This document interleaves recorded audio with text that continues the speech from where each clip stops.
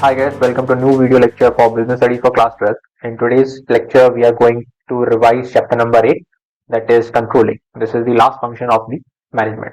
So let us start.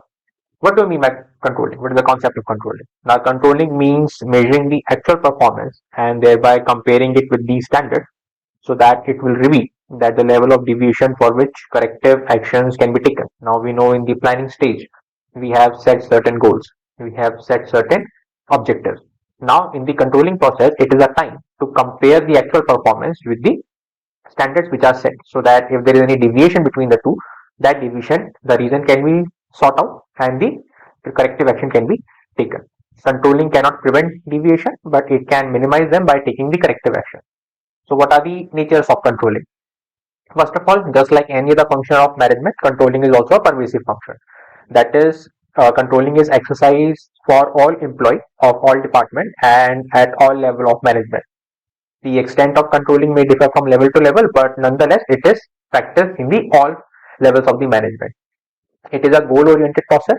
The aim of controlling, it is done to ensure monitoring of activity in such a way which results in effective and efficient achievement of the organizational goals. It is not the last function of management. The controlling helps in finding how actual performance is deviating from the planned one. That is, how the actual performance is deviating from the standard performance. By this, controlling helps in finding deviation and taking corrective action. The activity set the stage for next year plan. Thus, we can say that controlling is not the last function of the management. And finally, it is both forward as well as backward looking activity. Now, controlling set the stage of next year planning. Thus, it is called a forward looking activity. It also helps in analyzing deviation. Thus, it is also called a backward looking activity. Now, let us understand what are the importance of controlling.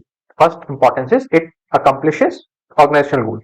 Now, the controlling function measure the progress of goals and bring deviation into the light. Thus, controlling every attempt is made to keep the activities in a right track. Thus, the controlling helps in achieving the goals of the organization. Then, judging the accuracy of the standard. Now, a good control system enables management to verify that whether set standards are accurate or not. An efficient control system also check on changes taking place in the business environment and accordingly make changes in the stated standards. It helps in making efficient use of resources. By exercising proper control and monitoring, manager can also help in reducing wastage and spoilage of resources. It always makes sure that human and financial resources are utilized in the efficient manner. It improves employee motivation. It helps to motivate the employee. A good controlling system ensures that employees are aware well in advance that what they are expected to deliver against a given standard and how their performance is going to be judged. Thus, it motivates employee to work best for performance appraisal. It ensures order and discipline. Now, in controlling process, a close watch is maintained on all the activities of the employee.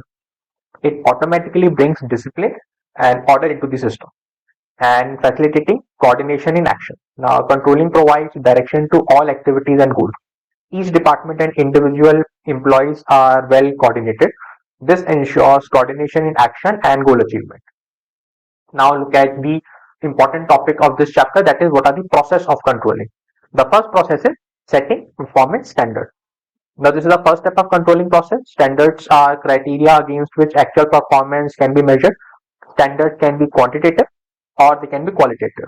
Examples of quantitative standards are like reducing cost, increasing profit, the number of products produced or sold. And the example of qualitative terms includes improving goodwill, improving motivation, finding job satisfaction. The next step is measurement of actual performance. So now you have set standard in this step one. Now you measure the actual performance. Now, once the standards are set, it is important to measure the actual performance. Performance should be measured in a reliable manner. Several techniques can be used for measuring the performance, such as sample checking, performance report, observation, gross profit ratio, ROI. All these are methods to check the actual performance of the company. Step 3 is comparing the step 1 and step 2, that is comparing actual performance with the standard. Similarly, when you compare the actual performance with the standard, you reveal the deviation, the difference between the actual and the desired result. That is called deviation. Step 4, you analyze the deviation. No, you can use two methods to analyze the deviation. First is called a critical point control, and the second method is called management by exception. So what is critical point control? No. It is not possible to keep check on every activity of the organization. Therefore, controlling those key result areas, also known as KRAs, becomes critical for the success of the organization. So when you only focus, when you only analyze the critical key result areas, then it becomes a critical point control. For example, a 5% increase in labor cost is more important to analyze than a 15% increase in courier charges, because labor costs are more aggressive, labor costs are more significant in case of a pollution company. The second method is management by exception. It is also referred to as control by exception. Basically, this method is based on the principle controlling everything will result in controlling nothing. So the significant deviation which go beyond the permissible limit should be brought under the notice of the management. You see this management by exception in case how the RBI controls the inflation also. So RBI has set a target for inflation, and then there is a permissible limit under which that inflation can move around. But if the inflation go beyond the permissible limit, only then RBI interferes. Similarly, let's say in an organization, 2% increase in labor cost is acceptable change. But if it is moving beyond then the permissible limit, then this must be highlighted to the management and immediate action should be taken in that direction. And finally, once you have analyzed the deviation, the last step is taking corrective action. This is the final step of controlling. No corrective actions are required when the deviations are either they are negligible or under the permissible range. But for those deviations which are beyond the permissible limit, corrective actions can be taken and they have to be taken immediately. Now, what are the different examples? For example, you find that the cause of deviation is defective material. In that case, what can you do? You can change the quality of the material from your vendor, or you can change the vendor altogether. You have a defective machinery which is causing deviation. Then you can repair the existing machinery. You can replace a major component of the machinery. If the deviation is because of an obsolete machinery, an outdated machinery, then corrective action is upgrade your technology. Or if the cause of deviation because of the defective process, then you modify the existing process. Corrective action may also involve training the employees if the production targets are not met. Similarly, if project is running late, corrective action could be to introduce more employees, to introduce more workforce. But always remember, if the deviation cannot be corrected through managerial action, then standard may have to be revised because the standards have to be realistic. Now, again, one of the main important point of this chapter is the relationship between the planning and the controlling. Now, planning and controlling are inseparable twins of management.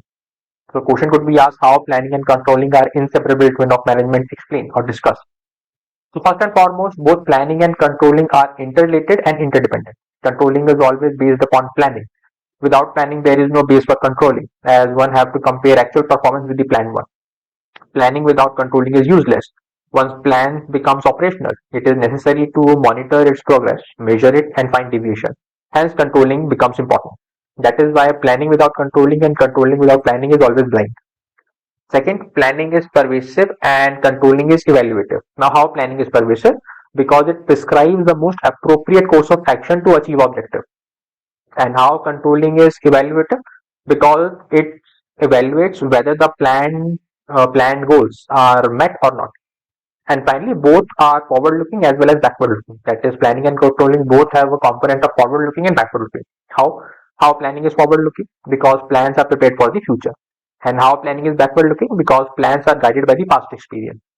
Controlling is forward-looking because it will improve future performance. It will help you to frame plan for the future. And it is backward-looking because it identifies the deviation by measuring the past year performance.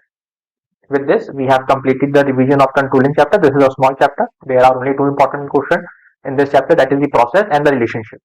I hope you like this video. If you did, please like, share and subscribe to my channel. Thank you so much for watching.